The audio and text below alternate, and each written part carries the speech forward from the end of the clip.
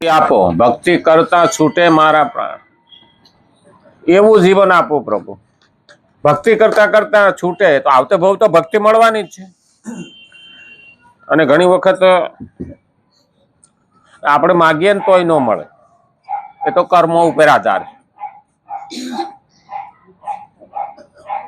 આજે અમાસ છે ને, કાર્તક મહિનો પૂરો થાય, આવતીકાલથી માગસર શરૂ થાય છે.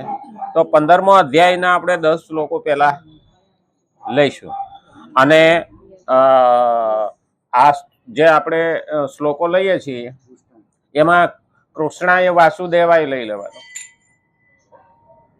કાલથી, બરાબર.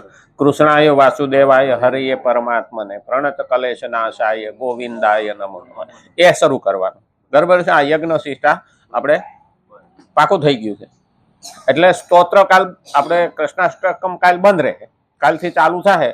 કારણ કે ગીતા જયંતિ આવે છે માગસરમાં, એટલે ભગવદ્ ગીતાના 15મા અધ્યાયના આપણે પેલા 10 શ્લોકો નું પારાયણ શરૂ કરશું આવતીકાલે.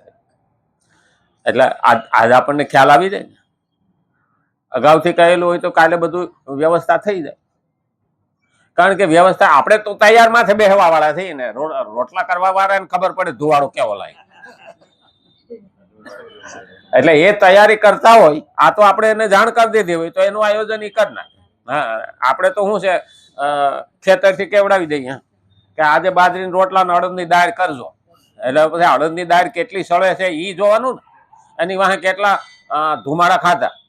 અહીં તો ગેસ છે એટલે ધુમાડો ખાવાનો આવે ને. પણ અહીંયા હવે પાછી બાજરીની રોટલા નથી આવડતા, ઈ ડખો.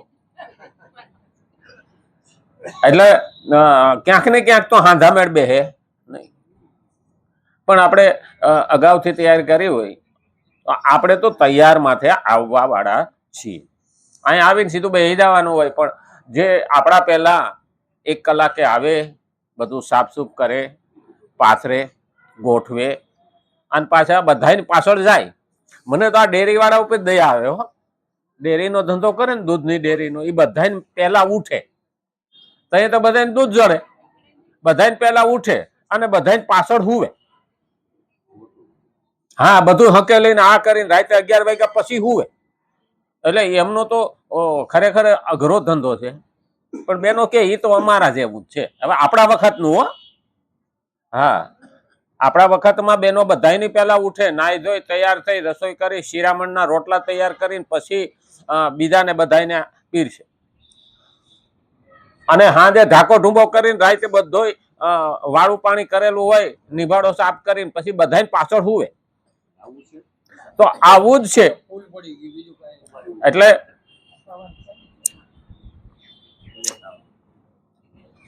ઘણી વખત આપણને એવું લાગે કે ના, પણ તૈયાર થવું અને મહત્વનું છે. અને એટલે જ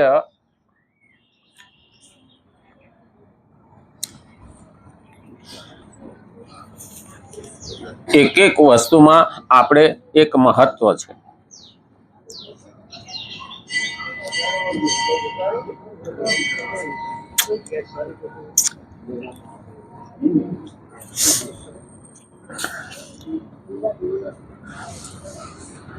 ગઈકાલનો વિષય સરસ હતો.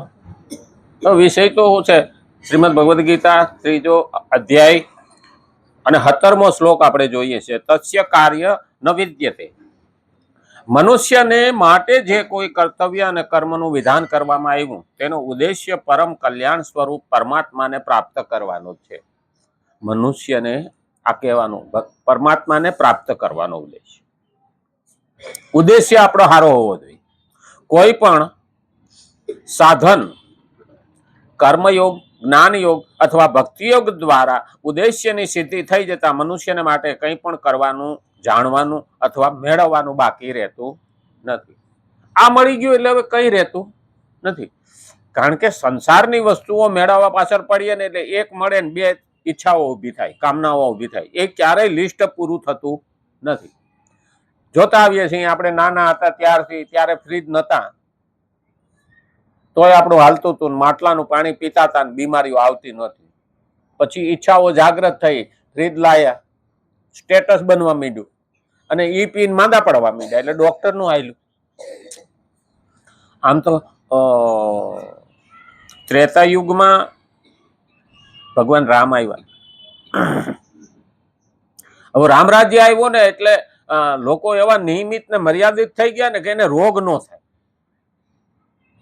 રોગ ન થાય એટલે બધા વૈદો કંટાળી ગયા. કોઈ માંદું પડે તો હા રાહ જોવે ને. હા વૈદો બધા ભગવાન પર ફરિયાદ કરી કે તમારામાં રાજમાં બધાને જલસા છે, અમને જ તકલીફ છે, રોટલાની તકલીફ પડી ગઈ, કાં તો કોઈ માંદો પડતો નથી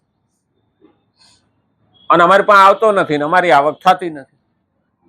રામે પછી રાજી થઈને કીધું કઈ વાંધો નહીં, કળિયુગમાં તમારો વારો. એટલે અટાણે છે ને હા જન્મતી વખતે દવાખાનું અને આ દુનિયામાં આવતા પેલા ખર્ચો મોટો સિઝેરિયન અને જાતા વખતે નળિયું ભરાવાની. હા આઈસીયુમાં વેન્ટિલેશન ઉપર. એટલે ઝાડું મરણય મોઘું ને જન્મય મોઘો થઈ ગયો. અને અટાણે એનો વારો છે. પછી કે ખરા ને કે અમને તો રામે વરદાન દીધું હતું. પણ જ્યાં સુધી આપણે મર્યાદા પુરુષોત્તમ રામને રસ્તે નહીં હાલીએ ત્યાં સુધી બીમારીઓ તો આવતી જ રહેવાની. આપણો ઉદ્દેશ્ય તો ભગવાન મેળવવાનો છે અને ભગવાન ત્યારે જ મળે જ્યારે આ દેહ સારો હોય ને તો આ દેહ મારફત આપણે ભક્તિ કરી શકીએ.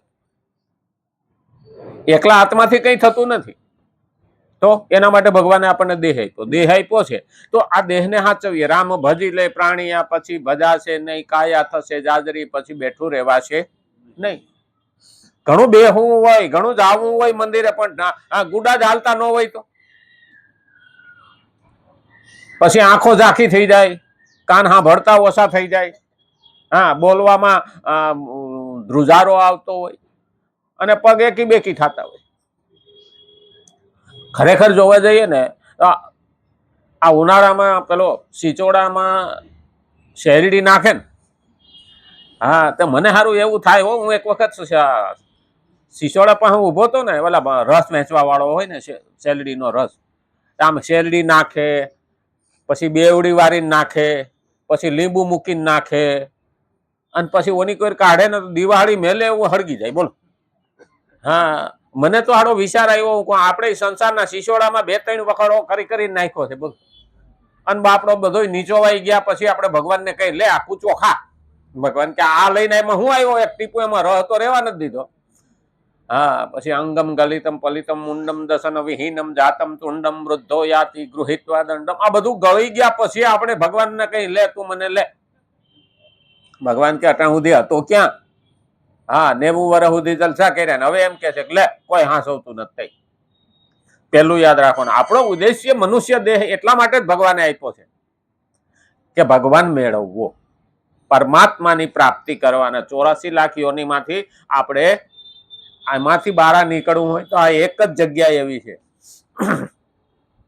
અને એટલે કીધું છે મનુષ્યના વાસ્તવિક સ્વરૂપમાં કિંચિત માત્ર અભાવ ન રહેવા છતાં પણ જ્યાં સુધી તે સંસારના સંબંધને કારણે પોતાનામાં અભાવ સમજીને અને શરીરને હું તથા મારું માનીને પોતાને માટે કર્મ કરતો રહે છે.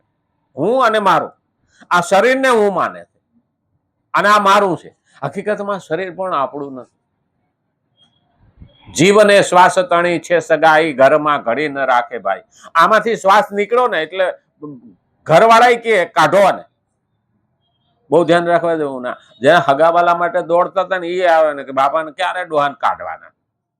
હા ઘરમાં ઘડી ન રાખે ભાઈ. અને આને હાંસવવા જેવું નથી.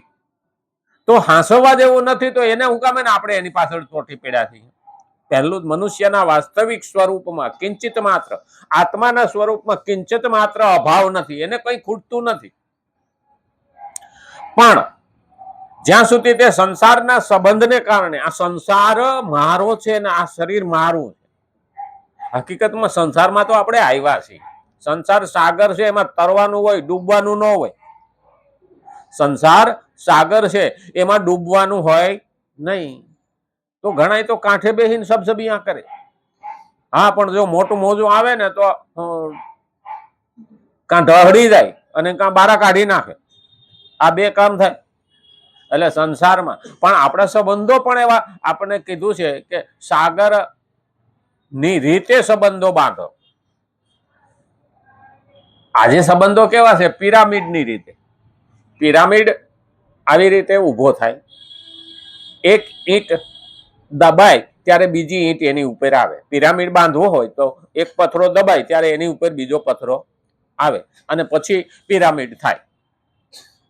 પણ આપણા સનાતનમાં કીધું છે કે સાગર ના પ્રમાણમાં સંબંધો રાખો. તો સાગરને કાંઠે બેઠા હોય અને નાનું મોજું કાંઠા સુધી પહોંચવા મહેનત કરતું હોય, પહોંચી શકતું નથી, વાહેથી મોટું મોજું આવે, ગોદમાં લે અને કાંઠે પહોંચાડી દે. આ સંબંધો સનાતનના છે કે નાનામાં નાના માણસને પણ સાથે લઈને આગળ લઈ જા અને એને છેક સુધી પહોંચવામાં મદદ કરે. આ સંબંધો જ્યારે સંસાર સાગરને, હા બાકી આપણે આમાં સંસાર મારો છે ને હું સંસારને મેળવી લઉં, આપણે કઈ પામી શકતા નથી. જે મેળવવું છે મેળવવું જોઈએ, એની ના નહીં, પણ એટલી અપેક્ષા ન રાખવી જોઈએ કે એનાથી આપણે દુઃખી થઈ જાય. મહેનત કરવાની, મળે ત્યાં સુધી ઠીક છે, ન મળે તો એના માટે બળતરા કરાય નહીં. સંકલ્પ મોટો રાખો. કોને? ભગવાનને મેળવવાનો. પણ માણસ સંકલ્પ રાખે તો જિંદગીના 30,000 દિવસોમાં આપણે કરીને શું કરી લેવાના? ખરેખર આપણે જોવા જઈએ ને તો 70-80 વર્ષનો આંકડો 30-35,000 દિવસો જ થયા ને, એમાં કરોડો રૂપિયાની ટેન્શન લઈને ફરીએ છીએ અને ભેજું એવું બગાડી નાખીએ છીએ. એ બધો કચરો અને હળેલું બધું ભેગું લઈને જઈએ છીએ. 15મા અધ્યાયનો 8મો શ્લોક છે લગભગ, વાયુર ગંધાની નિવાસે તો શરીરમ યદ્વાપનોતિ. 15મા અધ્યાયનો એ કહેવા શું માંગે કે વાયુ અહીંથી પસાર થાય છે ત્યારે સુગંધ અને દુર્ગંધ લઈને આગળ જાય છે. તો આ આત્મા અહીંથી જ્યારે જાય છે ને ત્યારે સત્કર્મ અને દુષ્કર્મ બધું ભેગું લઈને એ જાય છે. એટલે આપણે 15મા શ્લોકના 15મા અધ્યાયના 20 શ્લોકો જ આપણે મહત્વના. એટલા સમજી લઈએ ને તો આપણા માટે બહુ થઈ ગયું. કારણ કે એ શ્લોકો જેમ જેમ બોલતા જાઓ ને એમ એમ આપણે મોઢે થતા જાય અને મોઢે થતા જાય ત્યારે જયારે 15મા અધ્યાયમાં પહોંચશું ને ત્યારે જ આપણને એ શ્લોકો અઘરા નહીં લાગે અને પછી એનો ખાલી ખુલાસો જ કરવાનો રહે. અને એટલે કીધું છે આ શરીરને હું તથા મારું માનીને પોતાને માટે કર્મ કરતો રહેશે ત્યાં સુધી તેના માટે કર્તવ્ય શેષ રહે છે. એટલે કર્તવ્યને મહત્વ આપતો નથી. કર્તવ્ય મહત્વનું છે. આજે આપણે ઘેરે ઘણી વખત ડોહા ડોહી ચા વિના ટળવડતા હોય અને માતાજીને પંચામૃત ચડાવવા જાય ને તો યોગ્ય નથી. કર્તવ્ય પહેલું નિભાવવાનું છે. 18મા અધ્યાયમાં ભગવાને કીધું છે કર્તવ્ય તારી પૂજા છે. અને એટલે કીધું